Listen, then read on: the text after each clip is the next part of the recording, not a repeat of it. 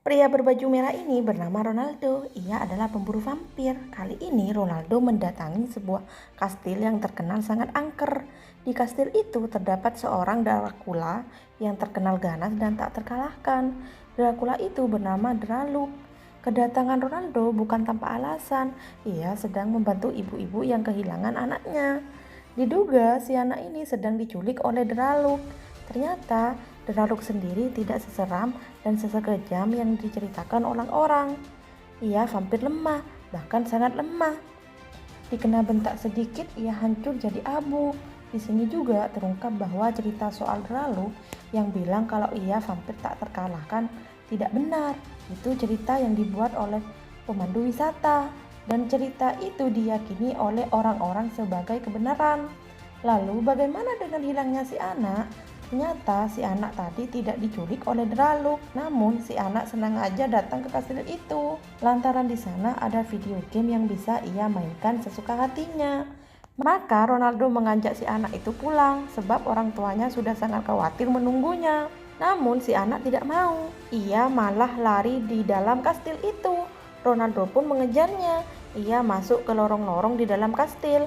Anehnya di lorong-lorong itu ada permainan yang mematikan. Entah bagaimana ceritanya si anak bisa lolos dari permainan itu, tetapi tidak bagi Ronaldo. Apalagi Draluk selalu berada di sebelah Ronaldo. Maka kacaulah di dalam lorong itu. Kekacauan itu bermacam rupa, seperti nggak sengaja injak gas beracunlah, dan tombak tajamlah, dan lain-lain. Sampai suatu ketika, Draluk benar-benar marah, sebab Ronaldo merusak alat gamenya. Lalu Draluk mengeluarkan semacam patung gitu, yang mana patung itu akan mengeluarkan aliran listrik untuk menghukum Ronaldo.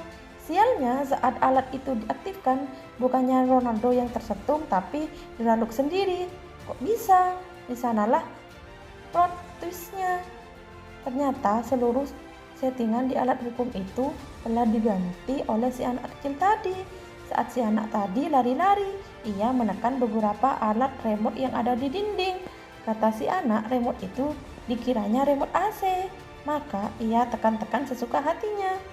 Dan parahnya lagi, alat itu juga mengaktifkan asap racun di lorong-lorong lain. Makanya keadaan di dalam kastil semakin kacau, hingga akhirnya kastil itu meledak dan terbakar. Beruntung Ronaldo dan si anak kecil lari menerobos jendela, yang diikuti juga oleh Draluk. Karena kastilnya hancur, marah dong si Draluk. Maka sebagai balasannya, Draluk akan menghisap darah Ronaldo dan si anak kecil tadi. Namun matahari keburu bersinar dan Draluk terbakar oleh karenanya. Dan film pun berakhir. Kalau kalian suka, kasih like dan share video ini ya. Terima kasih sudah menonton.